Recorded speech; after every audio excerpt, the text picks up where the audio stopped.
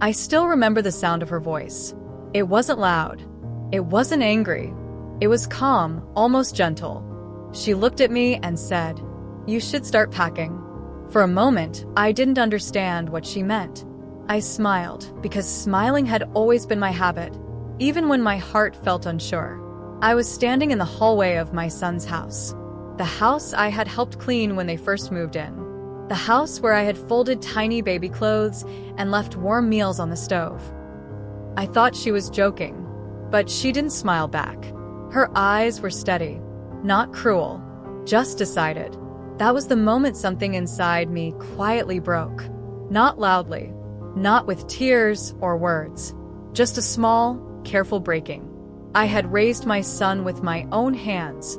I had stayed awake through fevers and bad dreams. I had prayed for his happiness more than I ever prayed for my own.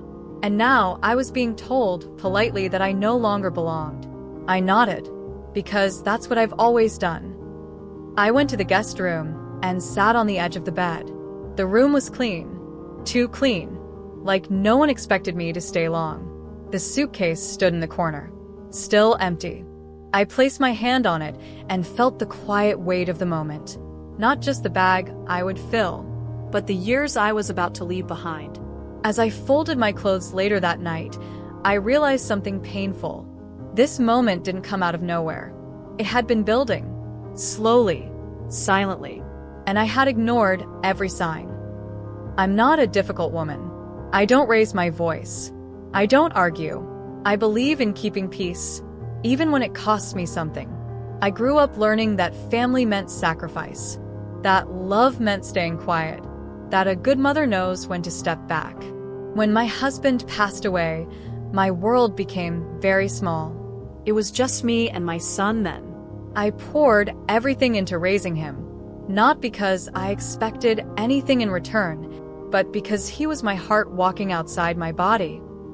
When he married her, I truly tried to be happy, and I was. She was polite, well-spoken, careful with her words. I told myself that was just her nature. When they invited me to stay for a while after my surgery, I hesitated. I didn't want to be a burden. I never do. But my son insisted. "Mom, you need help," he said. "We want you here." So I came. At first, everything felt fine. Mornings were quiet. I made tea and kept to myself. I cleaned up after breakfast. Not because anyone asked, but because that's how I show care. She would thank me, always politely, but something felt distant. She rarely sat with me. She was always busy, always moving. I told myself I was imagining things. Sometimes I would hear them laughing in the other room, their voices low, private. I stayed in my space, read books, watched the rain from the window. I reminded myself this was their home. Still, there were moments, small ones. When I offered to cook, she would say, "Oh, I already planned something." When I folded laundry, she quietly unfolded it later. When I asked about her day, she answered kindly but briefly. None of it was unkind. And yet, all of it added up. My son didn't notice. Or maybe he did, but didn't know what to do. He was tired from work, from responsibility. I didn't want to add to his weight, so I stayed silent. I believed silence was love. But silence can also be a misunderstanding waiting to grow. At night, lying in the guest bed, I would listen to the house settle. Doors closing, lights turning off. And sometimes I wondered if I was already invisible. The days began to feel longer after that. Not because anything dramatic happened, but because the silence started to feel heavy. In the beginning, I told myself it was normal. A young couple needs space. A mother-in-law should know her place. So I made myself smaller. I woke up earlier than everyone else. I moved quietly through the kitchen, careful not to make noise. I washed my cup right after using it, as if leaving it in the sink might cause trouble. Sometimes she would walk in while I was making tea. We would smile at each other, exchange a few polite words. "How did you sleep?" she would ask. "Very well," I'd reply, even if I hadn't. There was nothing wrong with her words. It was the space between them that felt cold. little things began to change. One afternoon, I noticed my favorite mug was missing from the cabinet. I searched slowly, not wanting to disturb anything. Later, I found it placed on a higher shelf, one I couldn't reach easily. I didn't say anything. Another time, I folded the towels the way I always had, neatly, carefully. That evening, I saw her refolding them differently. She didn't look at me when she did it. My chest felt tight, but I smiled anyway, because smiling keeps peace. At least, that's what I've always believed. Meals became quieter. They spoke to each other in short sentences. I listened more than I talked. Sometimes I tried to join in. I remember when your father used to. She would nod politely, then change the subject.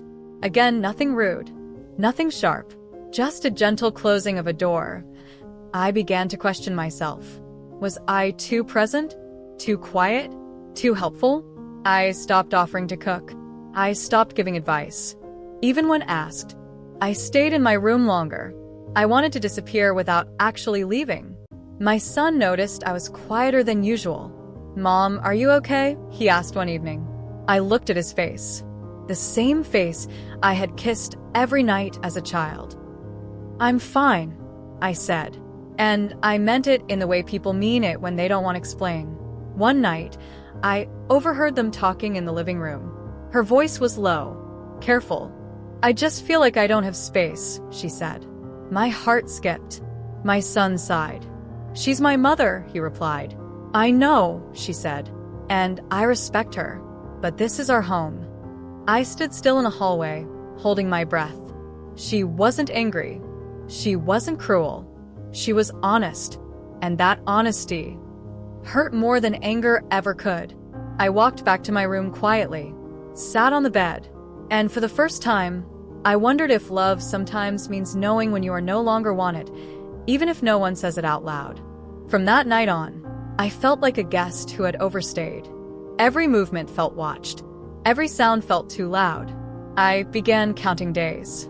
Not because anyone asked me to leave, but because I felt I was slowly being pushed gently, politely, toward the door. And still, I stayed. Because hope can be stubborn. And because part of me believed that if I stayed quiet enough, small enough, loving enough, things would go back to the way they were. I didn't know then that the quiet moments were leading me toward a sentence that would change everything. The day it happened did not begin differently. That is what makes it stay with me. The morning light came in softly through the curtains. The house was quiet. I made my tea the same way I always did, slowly, carefully, as if time itself could break if I moved too fast. I remember standing at the kitchen window, watching the street wake up. A woman walking her dog. A child waiting for the school bus. Life going on as usual. I did not know that inside this house, something was already ending. She came into the kitchen while I was rinsing my cup. She stood for a moment, not saying anything. I felt it before I heard it. That pause. "I was thinking," she said gently. I turned to face her. "Yes," I replied. Her hands were folded in front of her. Her voice was calm, almost careful. "I think it might be better if you stayed somewhere else for a while." The words landed softly, but they hit deep. I waited for something else to come. An explanation. A smile. A sign that I had misunderstood. But that was all. For a moment, I forgot how to breathe. The room felt smaller. The air felt heavy. I searched her face. Not for anger. Not for blame. I found none. She looked tired. Not cruel. Just tired. "I don't mean this badly," she added quickly. "I just feel like we need our space." Our space. I nodded. I don't know why I nodded. Maybe because my body moved before my heart could react. "I understand," I said. The words came out steady. Too steady. Inside, something cracked. Quietly. Like a thin piece of glass. She thanked me. Actually thanked me. "I hope you know this isn't personal," she said. I smiled. That smile took years of practice. The kind women learn when they are hurt but do not want to be difficult. I walked back to my room slowly. Each step felt heavier than the last. I closed the door behind me and sat on the bed. The room looked the same. my folded clothes, my small bag in the corner, the photo of my son as a child on the shelf. But I felt like a visitor in my own life. I thought of all the times I had stayed quiet, all the times I had stepped back, all the times I had tried to be invisible, and still here I was, being asked to leave, not shouted at, not blamed, just gently moved aside. A few minutes later, my son knocked. "Mom," he said softly. I opened the door. He looked confused. "Torn." "She told me," he said. I waited. "I didn't know she felt that way," he added. I nodded again. "It's okay," I said. He opened his mouth to speak, then closed it. There was so much in his eyes. Love, Guilt. Fear. but no decision. "I'll help you pack," he said finally. That sentence told me everything. We packed quietly. He folded my clothes while I sat on the edge of the bed. The same bed where I had prayed for his happiness for years. Neither of us cried. Sometimes pain is too deep for tears. As I zipped my bag, I looked around the room one last time. I had lived here, but I had never truly belonged. At the door, she stood waiting. "I hope you understand," she said again. I met her eyes. Ida, he replied. And I meant it, because understanding does not always mean agreement. Sometimes it just means acceptance. As I stepped outside, the door closed softly behind me. No slam. No sound, just a quiet click. And in that quiet moment, I realized something I had never allowed myself to see before. Love does not always push you out with anger. Sometimes it simply opens the door and asks you to walk away. I stayed with my sister that first night. She did not ask many questions. She did not need to. She hugged me when I walked in. That was enough. Her house was small but warm. The kind of place where silence feels safe, not heavy. That night, I lay awake in the guest room, staring at the ceiling, listening to the quiet hum of the fan. My bag sat in the corner, like proof that what happened was real. I thought about my son, about the boy he once was, about the man he had become. I did not feel angry. I felt tired. In the days that followed, I moved slowly.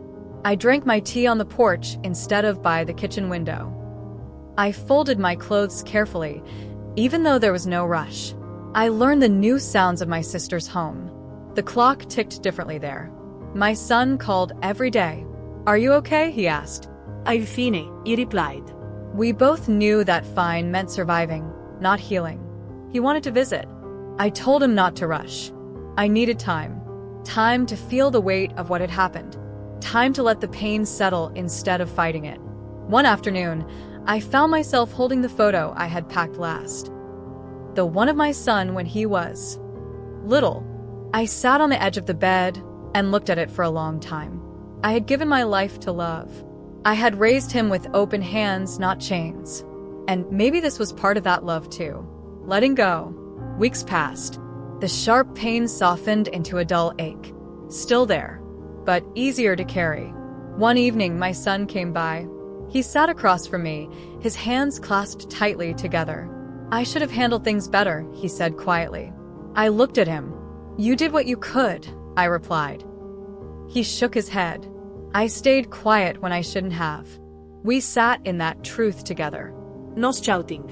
No blaming. Just honesty. "I never wanted you to feel unwanted," he said. I reached for his hand. "I know," I told him.